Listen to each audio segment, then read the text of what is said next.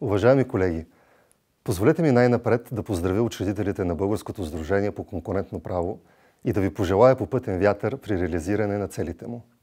Създаването на сдружението е важно събитие в българската правна общност. Защото, нека бъдем честни, равносметката в областта на прилагането на правото на конкуренцията в България в последните 15 години не е никак положителна. Така, очакванията към сдружението са особено високи. То се нагърбва с една нелека задача и заслужава нашата пълна подкрепа. Удачно е първата конференция, организирана от сдружението, да започне с открит и честен дебат относно прилагането, или по-скоро неприлагането, на правото на конкуренцията на Европейския съюз в България. Кои са причините за това и какви са неговите последствия?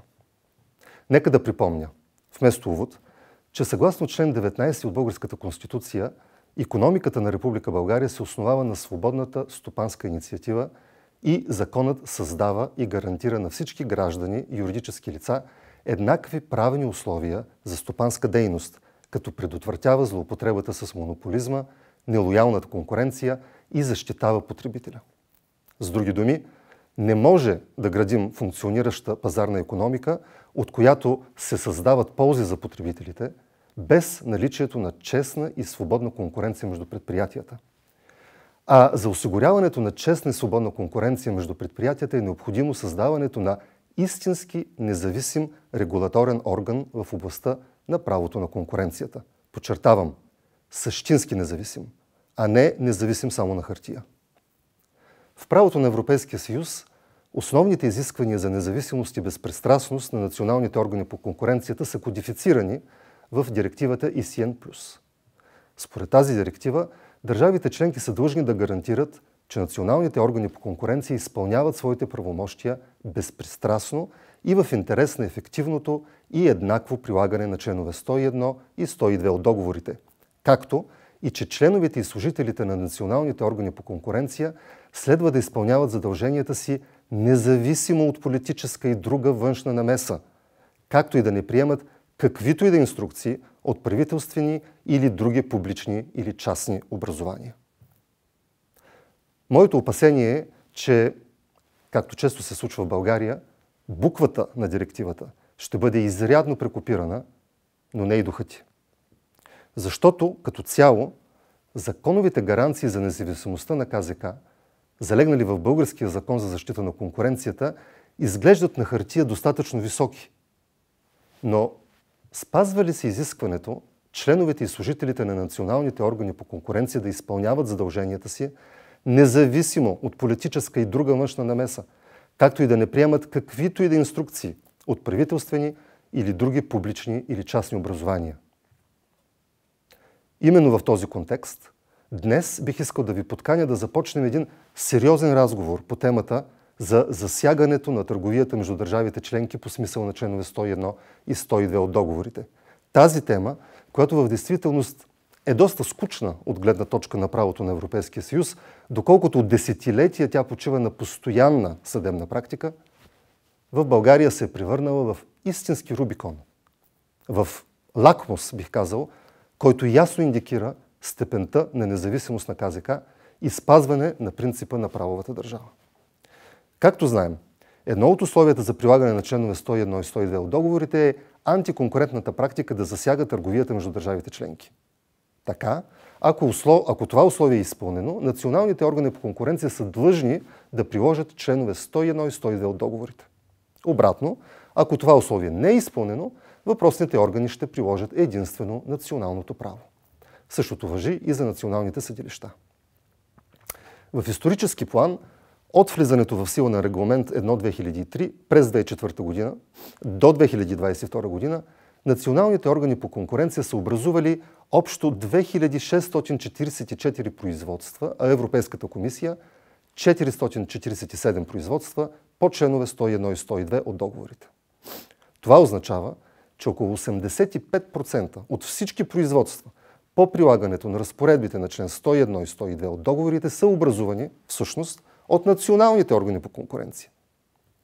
Следва да се запитаме къде стои КЗК в европейската мрежа за защита на конкуренцията. В количествен план показателят на КЗК по прилагането на членове 101 и 102 от договорите е доста скромен. От статистиката е видно, че от 2007 до 2022 година КЗК е информирала Европейската комисия съгласно изискването на член 11, параграф 4 от Регламент 1 от 2003 за намерението си да приеме решение, в което прилага членове 101 и 102 от договорите, само в 9 случая. 9 преписки за 15 години. Това прави около половин преписка на година. За сравнение, за периода от 2004 до 2022 година, националните органи по конкуренция от всички държави членки са информирали Европейската комисия общо за 1408 решения по този ред.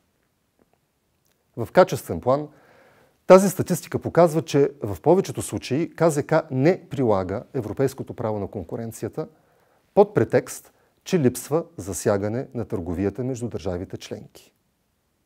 Нека погледнем два примера от 2023 година. Става дума за две решения, с които КЗК установява злоупотреба с господстващото положение на дружества от групата Лукойл в България.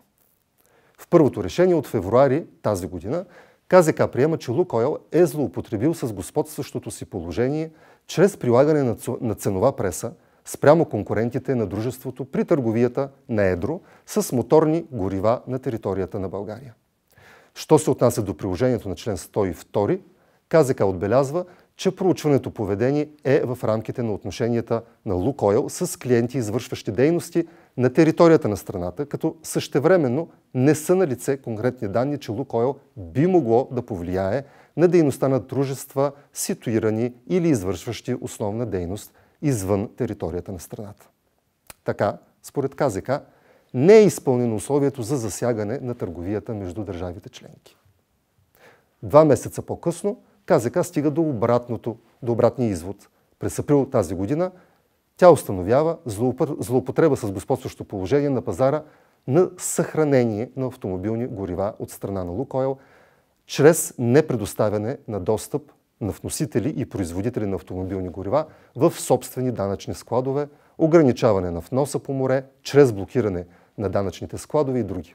Според КЗК, Лукойл притежава господстващо положение на територията на България и съответно в съществена част от вътрешния пазар. КЗК също така припомня, че когато поведението поставя бариери пред търговията между държавите членки и съответно пред вътрешния пазар, Европейската комисия счита, че то само по себе си засяга конкуренцията в рамките на вътрешния пазар. Така че в крайна сметка КЗК установява извършено нарушение по член 102 от договора. Що се отнася до картели, практиката на КЗК по член 101 също е бедна. Интересен пример е така наречената сага Hyundai. В решение, постановено през 2012 година, КЗК проучва вертикални ограничения при доставка на нови автомобили с марката Hyundai, резервни части и извънгаранционно обслужване в България и установява наличието на твърди ограничения в споразуменията, сключени между българския дистрибутор на автомобилите и неговите дилъри в рамките на система за селективна дистрибуция. КЗК приема, че всяко от вертикалните споразумения представлява ограничение на конкуренцията по цел и ги определя като несъвместими както с член 15 от Българския закон за защита на конкуренцията, така и с член 101 от договора, предвид установения ефект върху търговията между държавите членки. Въпреки това, при обжалване на това решение, последната съдебна инстанция, а именно 5-членен състав на Върховния административен съд, приема, че член 101 от договора не е приложим, тъй като липсвало засягане на търговията между държавите членки. В това отношение следва да отбележа, че Върховният административен съд възприема една доста сравнително тълкуване на това понятие, което не изглежда в унисон с постоянната практика на Съда на Европейския съюз. От сагата Hyundai става ясно, че според българските съдилища и според КЗК член 101 от договора не се прилага, тъй като липсвало засягане на търговията между държавите членки. Въпреки, че от една страна споразуменията обхващат целия национален пазар и по естеството си могат да засегнат търговията на вътрешния пазар. И от друга страна, в последващото си решение, КЗК признава, че оборотът на засегнатите предприятия надвишава 40 милиона евро, което съгласно насоките на Европейската комисия относно понятието за засягане на търговията, създава презумпция за такова засягане. Не е възможно и не е целта в рамките на отделеното ми време да се направи задълбочен анализ на цялата съдебна и административна практика в България по този въпрос. При все това, струва ми се, че можем да извлечем няколко важни извода. Първо, в процесуален план механизмите за сътрудничество с Европейската комисия, предвидени в глава 4 на регламент 1/2003, се прилагат рядко в България. Два конкретни примера. Съгласно член 11, параграф 2 и 3 от регламент 1/2003, органите по конкуренция на държавите членки са длъжни, когато действат съгласно член 101 и 102 от договорите, писмено да информират Европейската комисия преди или незабавно след започване на първото формално действие по разследването. Целта на това задължение е още в ранен стадий на проучването да се реши кой орган е в най-добро положение да извърши проучването. Освен това, член 11, параграф 4 от регламента задължава националните органи по конкуренция да информират Европейската комисия в срок не по-дълъг от 30 дни преди да приемат решение, с което се прилага член 101 и 102 от договорите, като изпратят проекторешението си и преписката по делото. Тези механизми рядко се прилагат в България, именно под претекста, че търговията между държавите членки не е засегната. Какви са последствията? Практическото последствие в процесуален план е, че Европейската комисия се държи в страни. Рядко се уведомява, като по този начин тя не може да изпълни контролните си функции. Второ, в материално-правен план последствията са, че членове 101 и 102 от договорите, а оттам и цялата практика на Европейската комисия и Съда на Европейския съюз не се прилагат. Това, меко казано, буди недоумение, тъй като в юриспруденцията на Съда на Европейския съюз се установява, цитирам, силна презумпция за засягане на търговията между държавите членки, когато даден картел или злоупотреба засягат цялата територия на държава членка или в определени случаи дори част от нея. Така, например, съгласно постоянната съдебна практика от 60-те години насам, фактът, че дадено споразумение се отнася само до територията на една държава членка, не означава, че то не засяга търговията между държавите членки по смисъла на член 101. Напротив, споразумение, било то хоризонтално или вертикално, което обхваща цялата територия на държава членка, поради самото си естество води до капсулиране на националния пазар, до засилване на националното разделяне на пазарите, като така на практика възпрепятства функционирането на вътрешния пазар. Практиката на Съда на Европейския съюз е постоянна в това отношение и остава непроменена от 60-те години насам. По същия начин, картел, който обхваща само част от територията на държава членка, може при определени условия също да засегне търговията между държавите членки. Като че ли в българската практика тази презумпция е точно в обратния смисъл. Също така, условието за засягане на търговията между държави членки се тълкува изключително разширително в практиката на съда.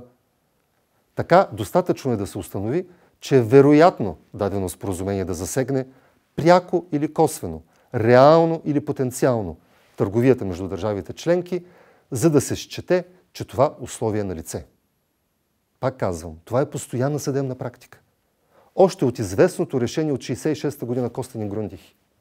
Всъщност, без да претендирам за изчерпателност, аз лично не се сещам за решение, в което Съдът на Европейския съюз или Общия съд да стигат до извода, че условието за засягане на търговията между държавите членки не е изпълнено.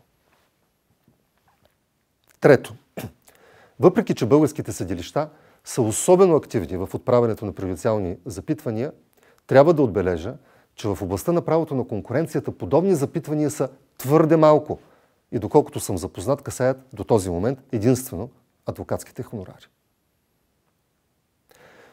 Бих искал да завърша с един конкретен пример от най-новата съдебна практика на Общия съд по решение от 9 февруари 2022 година с 5 ПРО срещу комисията, по което имах честта да бъда съдия-докладчик.